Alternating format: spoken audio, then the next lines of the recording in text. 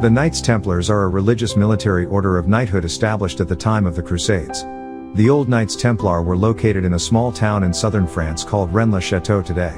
The secret that the Knight of Templars held was of Jesus' marriage to Mary Magdalene and the birth of their children. Mary's first son was Simon Bar Jesus, who was crucified.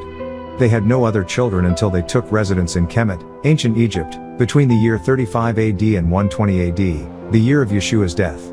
Yeshua had two other sons Zubair and Hudday and two daughters Iglal and Sanaa, refer to the Holy Tablets chapter 15. Mary, mother of Yeshua, informed Mary Magdalene that she should travel and take residence elsewhere, and to cloak herself as Mary the mother of Yeshua. Once Mary Magdalene and her children made it to France, they settled in a place known as Rennes-le-Château today and lived in a cave. Nobody knew that they were there except for the Knights Templars, who were guarding the cave and made sure that nobody got in the cave. In the book entitled Genesis, the first book of Revelations written by David Wood, on page 133 it says, "If Jesus survived, if Magdalene was the wife, if he had children and if they fled from Jerusalem to the Languedoc, then many apparently unrelated pieces of the puzzle come together. Feel certain we will find the evidence we need in the secret locations of the geometric temple at Rennes-le-Château. I am also convinced that this was known to the Vatican, that they censored the Gospels, almost out of recognition, is generally agreed, but there is every possibility that they shut the gate only to find that the horse had already gone. There is much to suggest that this was not fully realized until evidence came to light that the Knights Templar held a great secret. The Knights Templar considered Jesus to be a brother knight. After the death of Mary Magdalene, the children went to Aswan, in Nubia, where they were received by the Hadendawa tribe. When this tribe arrived in Nubia, they became known as the Bia tribe. They mixed in with the land's people and became the root of the Mahdi's family in the Sudan, or the Mahjia, the lost tribe of Judah, which is called Hadendawa. The Christians do not acknowledge the birth of Simon Bar Jesus. He was the product of the marriage that the Christians claimed never happened. He was born September 17, 28 AD, in Nazareth. And he was crucified in 61 AD in Rome. His body is buried in Basilica, Rome. They called him a sorcerer, but as you can see from the scriptures, Acts 13:8, he was also called Elymas, a wise man. This is the Greek word, in Ashuric Syriac, Arabic, Mulam, or Maulana, meaning a learnt or wise man. Therefore, Simon Bar Jesus would be Maulana Saman ibn Isa, ibn Maryam in Ashuric Syriac, Arabic. Acts 13:8, but Elymas the learnt one, the great was his name, by interpretation resisted them, trying to deter the deputy from the faith. In Acts 8:9 it says that he bewitched, which in Greek is existemi, means he amazed, he astonished, performed wonders, and he bewitched. And if we look at Matthew 12:23, we'll find this, that Jesus cast out a devil from a person, and I quote, "And all the people were amazed and said, is not this the son of David?" And we find that the word being used in the Greek for amazed in this quote is existemi. The exact same word used for bewitched for Bar Jesus. Clearly the translators are trying to mislead you. The people of Samaria were expecting the Messiah to come from the house of Judah as a prophet performing miracles, so you see, it was easy for the people to mistake this sorcerer Magi, Simon Bar Jesus, for the real Messiah. For he too had similar characteristics, Luke 8:12-14. Simon Bar Jesus was teaching in the ancient Syrian capital city of Antioch, Acts 13:1. Antioch, today known as Antakya, is located 7 miles from the Mediterranean, in the country today known as Turkey. Bar Jesus was destined to go forth and teach as the Son of God, which is a duplication of what took place in Genesis 6. A spirit force called Elohim, or called Theos in the New Testament in Greek, came to a mortal person and had sexual intercourse so that they could produce a half-mortal and half-spiritual being. A spirit force not of the fog, but a spirit force of the ether. A spirit force of the fog is negative. A spirit force of the ether is positive. One is the light, and the other is the fire. Still it's physical and spiritual. It's just that they're so high in rank that they're called Elohim. They're mortals but they're called Elohim, and later the Elohim were called gods. Whether they became Ra, or Rama, or Allah, or Theos, or Yahweh, they were then transformed into deities or gods, and this was done out of the egos of men. The only way men could follow them or another man, and feel like a man, in their own house, is to turn them into deities. They could not respect a man who was wiser than them, not in the eyes of their own women. If they did, they would look like less than a man, so what they had to do was turn these men into gods or spirit beings, just so that they can justify worshipping them, and not feel like they're surrendering a portion of their manhood. This was the root that transformed our mortal descendants into immortality, to spirits and spooks, and then names. It was all done by man's insecurity of acknowledging Amun-Ra in the presence of his wife. To this very day we're having that same problem with leadership. That's why no Nuwaubian leadership is allowed to survive without a scandal. Because they can't let you go on and make that transition from mortality to immortality while still in the physical, so they have to either turn you into a mythological creature by attributing miracles and abstract things to you, and Nuwaubian people like you because you're not normal, but they won't like you as a person. In other words, people won't accept me just as a person. They have to turn me into something other than a person before they can accept me. Then they could say, see, this is our leader because he's this, that, and the other. Not saying, well, he's just another guy with more intelligent hormones. They can't accept that. Women have an easier time accepting that than men do. However, men also have an easier time accepting a woman, so it's going to be easier to turn women into deities for men. In error, men have been deities, and men are a terrible waste. So the churches are filled with more men than women. However, the Christian churches are filled with more women because it's easier to make the women acknowledge that man image but not the man. So the more they personify Jesus, the less men they get in the church, and when they talk about his father, more men come in church. Do you understand that the Black Madonna statue is Mary of Magdalene breastfeeding Simon Jesus, not Yeshua, and Mary? Now, on the other hand, the Romans are under Leviathan, and you have two groups. You have the Romans and you have the Jews. These are the two peoples mentioned in the Greek Bible. A Greek book written to duplicate the stories that were in the Hebrew book, to give praise to their deity, Leviathan, the serpent deity. Now, these Jews in the Bible that you're reading about in the New Testament are Greeks. How do we know they're Greeks? Because if you look at the book of Galatians, when they make reference to the book of Revelations to the 7 churches which are in Asia, they're talking about Asia Minor, and they're talking about the churches that are lined up along the Greek Isles. Paul went seeking out what you would call Gentiles, and lead those Gentiles right to Judaism with the exception of the sacraments.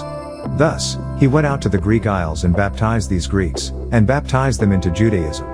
So the Bible is talking in the New Testament about Greek Jews or Greeks that became Jews, that subscribed to Judah of the tribe that Jesus came from.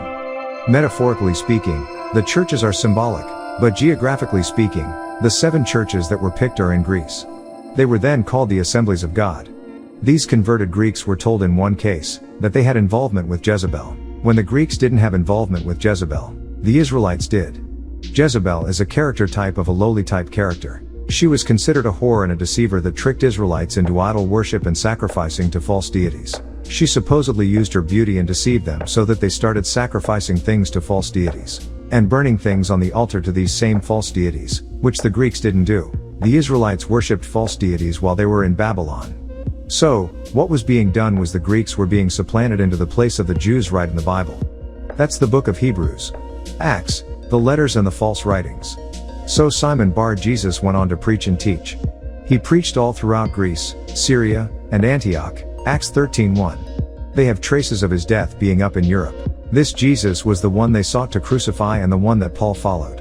Acts 13:1, but there were certain newsbearers and masters down from the church that was in Antioch driven against, who were Barnabas also called Lucius, light giving, and Simeon heard that was also called Niger Black of Cyrene a large city of Libya, not only Manian Comforter, which had been nourished with Herod Heroic, the governor over the 4th part of Judea, and Saul desired.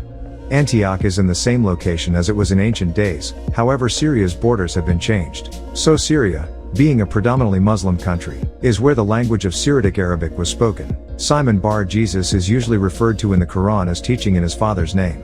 The real Jesus, Yeshua, was referred to as the son of Mary.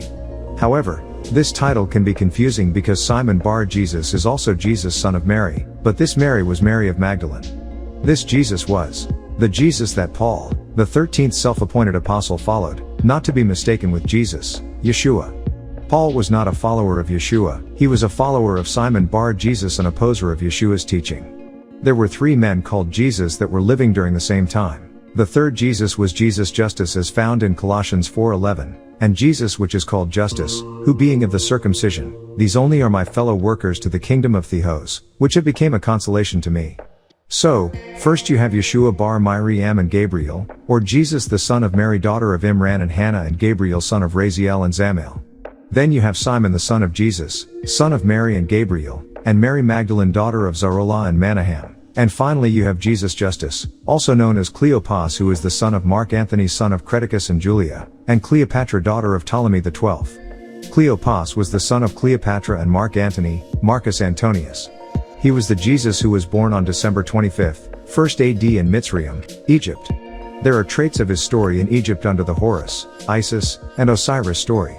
This is really Cleopatra's story, however deity names were given to them as opposed to human names. If you noticed in Egypt, deities have more than one name such as Ra, Re, and El Roy, and later on Amon-Ra. They always have 4 or 5 names depending on what dialect they may have been switched to, and how they pronounce this name. Like Allah and Elo is the same name, just different dialects. Cleopatra was born in 69 BC, she was the second daughter of Ptolemy XII. At the time of her father's death, her family was dethroned by the Romans, and a civil war broke out. The Romans won. Cleopatra was determined to regain the throne. So when Julius Caesar, the dictator in the Roman Empire, came to Egypt, Cleopatra set out to seduce him and she succeeded. She gave birth to his son, and named him Caesarion, also known as Little Caesarion. On one occasion Caesar was not able to escort Cleopatra to a party and Mark Antony, his general, was asked to do the honors. It was at this party that Cleopas was illegitimately conceived. This party ended up being one of the orgy parties of Herod the Great, the king of Judea spoken of in the 28 chapters of Matthew 2-1. This party was attended by Cleopatra, meaning of a noble father, and Marcus Antonius. In 40 BC, Mark Antony left Alexandria to return to Italy, where he was forced to conclude a temporary settlement with Octavian, whose sister Octavia, Fulvia having died, he married. 3 years later Mark Antony was convinced that he and Octavian could never come to terms. He went east again and again met Cleopatra. He needed her money for his postponed Carthaginian campaign. He then took the fatal step of marrying her. The union was not only insulting to Octavia and her brother, but in Roman law it was also invalid. Henceforward all Rome was united against him. Their union caused much controversy because Mark Antony was a Roman dignitary, who at that time was considered divine in the triune of deities like Caesar. And Cleopatra was a Nubian queen from Egypt. According to Roman law, it was against the law for a Roman dignitary to have sex with women who were not Romans other than Romans. However, when Mark Antony saw Cleopatra at the party, he wanted her. They copulated and Cleopatra became pregnant and a child was born December 25, 1st AD and died in 71 AD. The baby's birth had to be kept secret in Rome and in Egypt. This was done with the help of Herod the Great, a good friend of Mark Antony. In reality, Herod had 9 wives, but he put on record that he had 10. Thus he added Cleopatra's name onto his other wives, because many people saw the party list with that name. Even though Mark Antony later married Cleopatra, their union was not recognized by the Romans nor the Egyptians.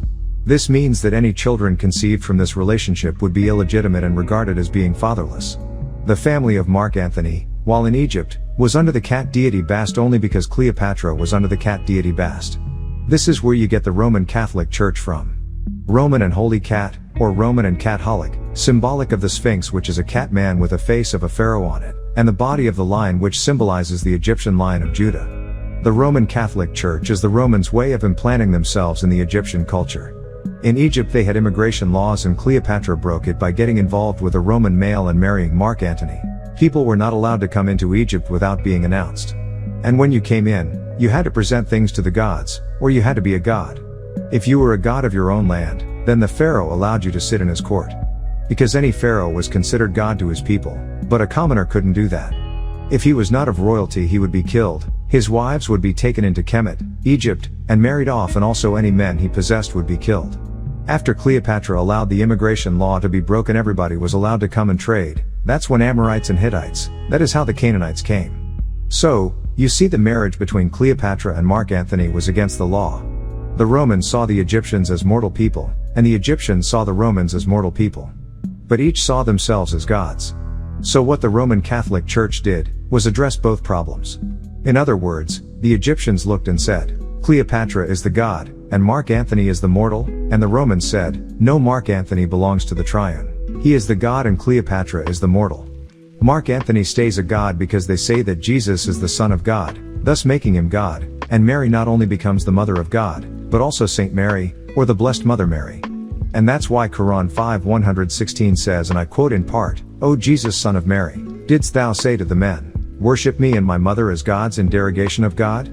There are known sects that consider Mary holy because she became the mother of God. One such sect is known as the Collyridians, and they consider the Virgin Mary as a divine person and offers a cake to her called the Colyris as a form of worship to Mary. This worship has extended to the Roman Catholics today, who have given a bead on the rosary to her.